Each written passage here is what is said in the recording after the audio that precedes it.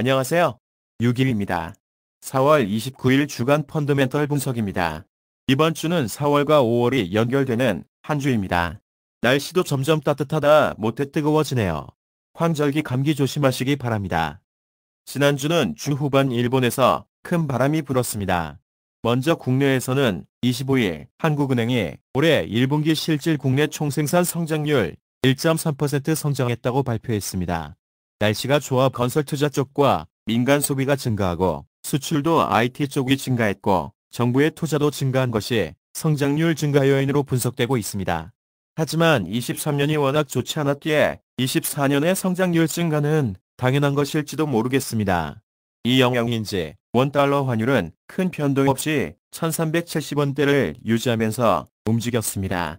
반도체 수출이 살아나는 것은 긍정적이기는 하지만 여전히 국내 내수는 힘든 상황이고 중동 문제는 유가 상승을 견인하면서 국내 물가에 좋지 않은 영향을 미치고 있으며 미국 경기는 생각보다 탄탄해서 금리 인하를 고려하지 않고도 잘 버틸 수 있다는 의견이 강해 미국 금리 인하는 점점 후퇴하는 분위기에서 금리 인상까지 언급하는 매파적 발언도 나오고 있어 경기 회복을 위해 금리를 내려야 하는 우리나라의 입장에서는 쉽지 않은 상황입니다. 그러나 26일 일본은행의 총재인 우에다 가지오는 일본 경제는 버틸만하다. 아직 추가 금리 인상은 고려하지 않는다. 그리고 채권의 매입도 느리지 않고 아직은 그대로 현상 유지하겠다. 고 발표했습니다. 이에 시장은 엔화의 추가 하락을 용인하는 분위기로 받아들이면서 155엔대에서 156엔대로 급상승했고 장마감 무렵 개입 경계감만으로 엔이 출렁이는 불안한 장세를 보이기도 했습니다.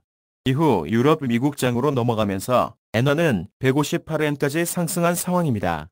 다음의 차트가 긴장감을 보여주는데요. 바 하나가 15분입니다.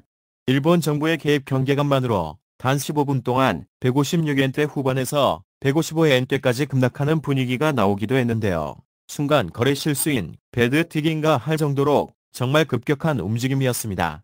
155엔 돌파 시 시장 개입 이사를 보였던 일본은 생각보다 추가 하락에 호의적인 태도를 보임에 따라 160엔까지 지켜볼 수 있다는 전망도 나오고 있습니다.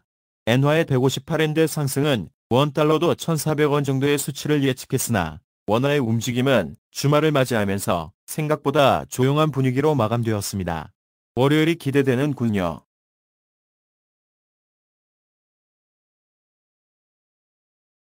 이번 주 지표 발표 일정표입니다.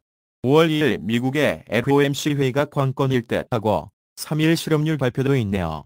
2일 일본의 통화정책회의 의사록 발표도 주의 깊게 봐야 할 것 같습니다.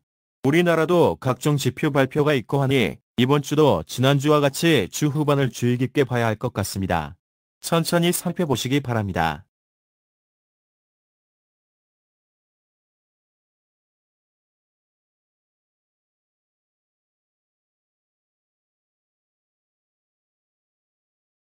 상승 하락 시소를 살펴보면 여전히 상승 쪽이 우세합니다. 엔화의 155엔이라는 개입 수치는 허무하게 돌파되었고 이후 158엔대 진입이라는 것이 위쪽을 열고 있는 시발점으로 보여지며 결국은 160엔까지 용인할 수 있다는 분위기는 상승으로 힘을 더합니다. 미국의 추가 금리 인하는 점점 뒤로 멀어지는 분위기입니다. 개인 소비 지출인 PCE는 기대치보다 상승한 걸로 발표되면서 경제는 버틸만하다는 인식이지만 주 후반 발표된 미국의 경제 성장률이 1.3%로 생각보다 낮게 나와서 이도 저도 못하는 갈등의 상황에 놓여 있습니다. 경제 성장을 위해서는 금리를 내려야 하지만 개인 소비는 증가하고 각종 지표는 고물가 속에서도 괜찮게 나오고 있어서 고심이 커지는 분위기입니다. 중동 쪽의 불안감도 여전히 존재하고 있지만 이스라엘 하마스 간 협상이 긍정적으로 흐르고 있다는 분위기가 전해지고 이로 인한 유가도 안정적으로 유지될 것 같다는 발표도 있어 주목해야 할 것 같습니다.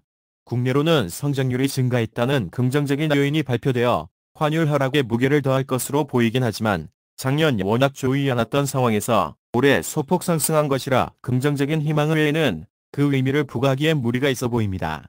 되려 건설 쪽 PF 부실이 부각되고 있는데 삼부건설의 임금 미지급 소식 등은 건설 쪽의 부실이 서서히 수면 위로 올라오는 분위기입니다. 주의 깊게 살펴봐야 할 것 같습니다.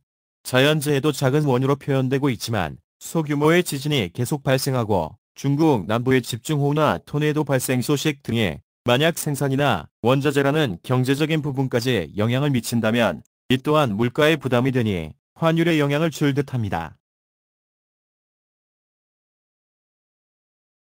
이번 주도 기본적인 분석에 여러 요인들이 많은 한 주입니다.